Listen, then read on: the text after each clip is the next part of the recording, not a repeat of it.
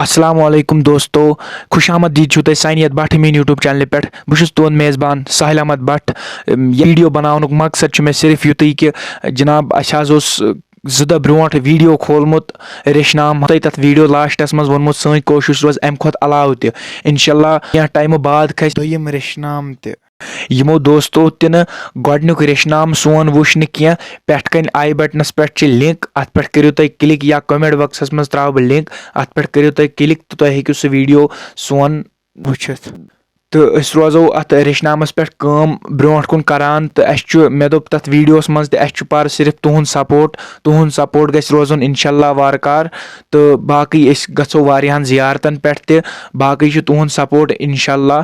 तो यमो दोस्तों ने चैनल सब्सक्राइब कर्म कह तिमन अख रिक्वेस्ट करान कि चैनल करो सब्सक्राइब ताकि इन वाल वातन तह ताम गो तो तुम हेकु तम असल पे सारे खुद गो वुचित। दियो इजाजत।